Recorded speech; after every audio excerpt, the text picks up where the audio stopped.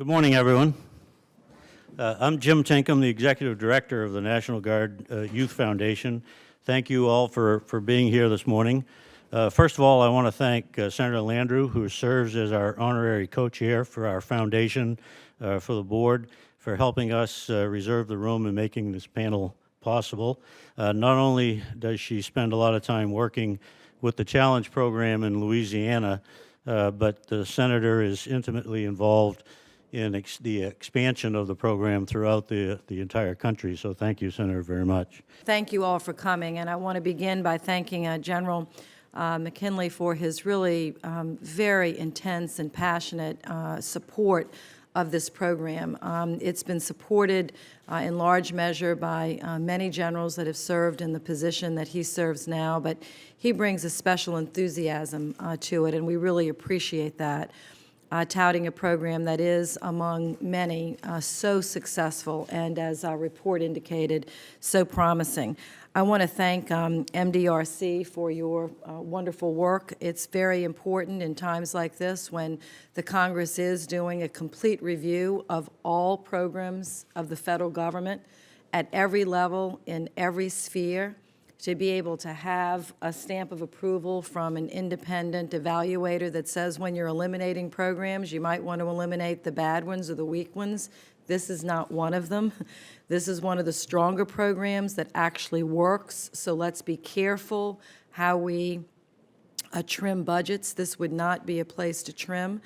So that is very encouraging, something that those of us that have worked with the program for many years always thought, but it's always nice to know that we were right as we went around talking about the effectiveness of this program. I want to thank Gail Dady, who is the wonderful leader of the foundation. This program has a very unique and added benefit and asset to have a private sector foundation that also supports it. So besides having support from members of Congress, like Congresswoman Napolitano, myself, and many others, and she has been, by the way, just an extraordinary leader, not just for California, but nationally, and we thank you so much, Grace. But having, you know, the support of members of Congress, support of the military and the Department of Defense, but there's also a private sector board of industry executives that are in this region and around the country that have themselves put eyes on this program and understand the benefit and are willing to put up private dollars to help support in appropriate ways. So when you're looking at public, private, state, federal partnerships, this is it, and it's working. Thirdly, it's not just working on a marginal issue. You know, there are issues more important to the country than others. I would think and would offer to you that this is probably one of the most significant issues we could be working on, which is the epidemic of high school dropouts in the nation. I think we lose 1.3 million children a year. We lose them completely. Now, that's not counting the several million that might actually graduate with a diploma, but that diploma is not as strong as we would like it to be. So this is the 1.3 that don't get the diploma. There's probably another 1.3 that walk out with one, but not really with support underneath it. This is a real challenge for America.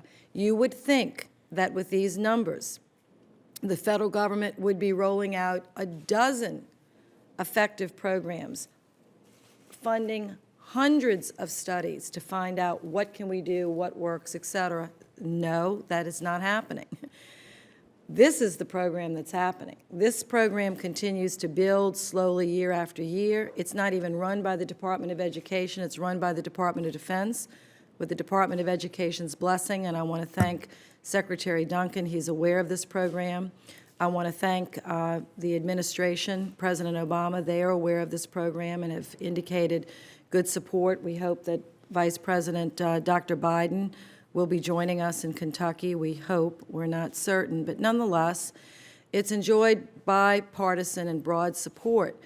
What we want to make sure is this program continues, that it's expanded, and it's funded. And I want to mention, since General is here from Kentucky, this could not be possible without the support of the states. We've designed this program so that it is a state partnership. The states have to put up about 25%, I believe, of the funding. We've reduced that match in hard economic times, which was a great success of Senator Lincoln, as I recall, to reduce the match in hard economic times, but it gives an opportunity for the states to really step up and be partners. Let me just say two more things briefly. Louisiana is, we're very proud to have 3 programs. We graduate 1,000 kids a year from our programs, actually 1,200. General Landrieu would want me to be clear. 1,200 programs, 1,200 kids from our 3 programs. There's one in the southern part of our state, out of Baton Rouge, one in Camp Beauregard and Alexandria, and then one at Camp Minden. We were very proud just last year to graduate from Camp Minden a young woman who scored at the top of her class. Now, she dropped out of high school at 16. Okay, she just walked out the door and wasn't going to look back at 16.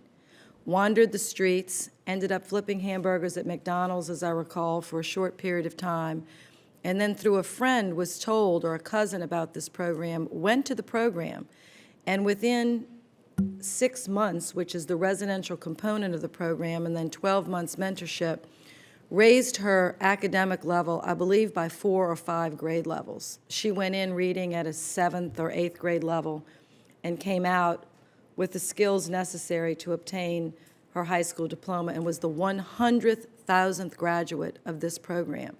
So she's one of the success stories, that you measured. And I've talked at the graduations of these programs. I've spoken with these young people. I've spoken with their families who had given up hope on these kids, but something in these children at a certain point clicked. They had been wandering streets, not going anywhere fast. The jail door was getting closer and closer, and something inside of them said, let me reach out for help. And when they did, the National Guard was there. Now, the National Guard is special to all of us. They're in our communities.